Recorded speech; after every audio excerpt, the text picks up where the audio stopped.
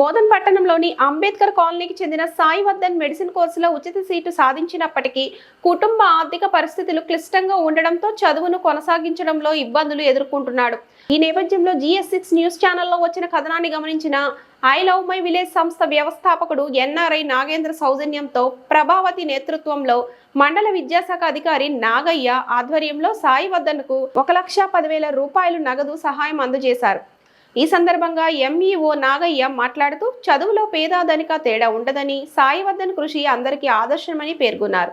భవిష్యత్తులో అతను సమాజానికి సేవ చేసే వైద్యునిగా ఎదగాలని ఆకాంక్షించారు. ఈ కార్యక్రమంలో కాంప్లెక్స్ ప్రధానోపాధ్యాయులు బాలచందర్, విశ్రాంత ఉపాధ్యాయులు నగేష్ బాబు, ఉపాధ్యాయులు నెమలి సంజీవ్ తదితరులు పాల్గొని విద్యార్థిని అభినందించారు. ఈ సందర్భంగా సాయి వర్ధన్ మాట్లాడుతూ తనకు ఆర్థిక సహాయం అందించి మెడిసిన్ చదువు కొరకు సహకరిస్తున్న వారందరికీ ప్రత్యేక కృతజ్ఞతలు తెలుపుతూ భవిష్యత్తులో వైద్యునిగా తను కూడా సేవా దృక్పథంతో వ్యవహరిస్తారని తెలిపాడు.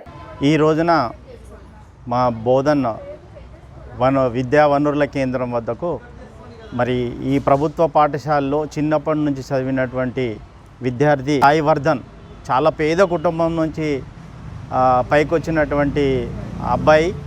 ఇతను లాంగ్ టర్మ్ కోచింగ్ మెడిసిన్లో వెళ్ళి కష్టపడి వాళ్ళ నాన్న కూలీనాలు చేసి ఆయనకు కొద్దిగా తోడ్పడుతూ దాన్ని కష్టసాధ్యంగా మరి తీసుకొని మంచి మోటోతో బాగా చదివి స్పిరిట్తో చదివేసి మెడిసిన్లో సీటు కొట్టడం జరిగింది.